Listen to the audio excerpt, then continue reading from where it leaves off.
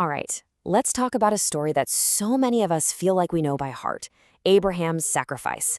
It's one of the most foundational stories of faith, right? But what if I told you that the version we all know might not be what the scripture actually says? Let's get into it. You can picture it right now, can't you? This devoted father, Abraham, up on a desolate mountain.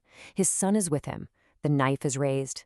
It is the ultimate test of faith, a moment that is just packed with tension and this unbelievable devotion. But here's the thing, and it's a big one.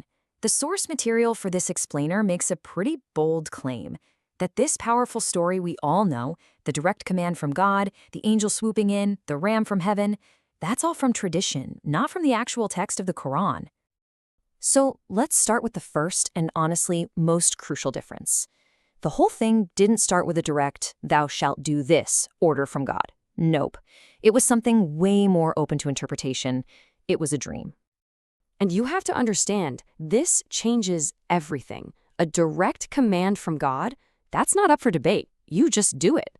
But a vision, a dream, well, that's a whole different ballgame. That's a test of how you interpret things, a much deeper trial of your faith. And look, this isn't just someone's opinion. It's right there in the text. The verse from the Quran is crystal clear. Abraham says, "I have seen in a dream that I am sacrificing you." That specific wording, "in a dream," is the foundation for this entire rereading of the story. Now get this. What Abraham does next would be absolutely unthinkable if this were a direct order. After he tells his son about the dream, he actually consults him. He asks, "So see what you think." Come on. You just don't ask for a second opinion on a command from God. That one little phrase shifts the whole story from being about blind obedience to one about shared faith and mutual understanding. Okay, so moving on. This interpretation brings up two more really challenging points that we've got to look at: who the son actually was, and a huge theological problem that the popular version of the story creates. So the traditional story usually says the son was Ishmael and pictures him as a little boy. But the Quran describes a son who was old enough to work alongside his father. According to this source, that points to Isaac, a young man who could actually understand what was happening and consent to it, not some helpless little kid. And that leads us to an even deeper issue, a real theological puzzle that gets to the heart of Scripture itself. If we stick with the traditional narrative, we have to ask ourselves a pretty tough question. Would God really command someone to do something that he had already forbidden? Okay, so here's the logic. It's super important. Scripture tells us that Abraham was a prophet who had already been given the first scrolls.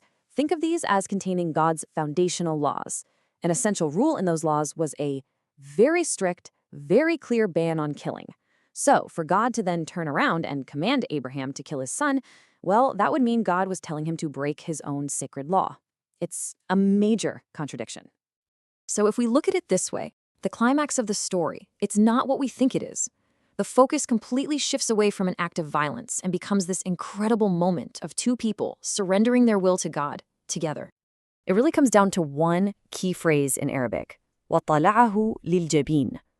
Now, the common translation is that Abraham physically laid his son down to be sacrificed, but there's a compelling linguistic argument that the root word, طَلَعَهُ, is related to tilawa, which means to recite.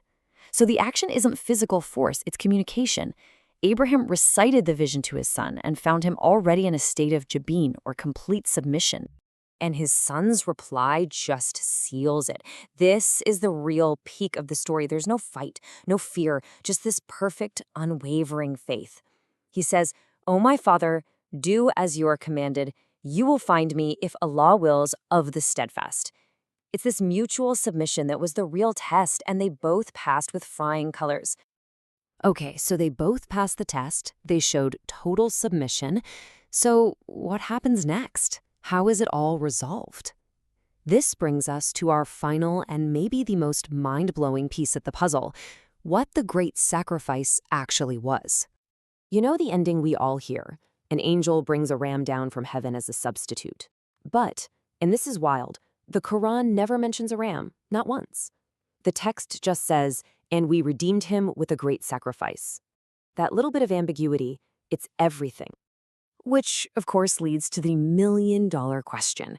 If it wasn't an animal that suddenly appeared to save the day, then what on earth was this great sacrifice that served as their redemption? And here it is, the big reveal. The great sacrifice wasn't a thing, it was an institution. It was the establishment of a sacred community ritual. Their intensely personal test was redeemed because it was transformed into the ritual of animal sacrifice, a foundational pillar of the Hajj pilgrimage, a gift to all of humanity for generations to come. So let's just put it all together. When you reframe it like this story becomes a test of faith through a dream, not a command to kill. It's about a shared act of submission between a loving father and son, and the huge takeaway isn't just that one life was saved, but that a global ritual was born. Their personal trial literally became a legacy for all of humanity. And looking at a story we thought we knew so well in this completely new light, it leaves us with one last big question. It kind of makes you wonder, right? What else might be revealed if we take a moment to separate the stories we've inherited from tradition and go straight back to the source?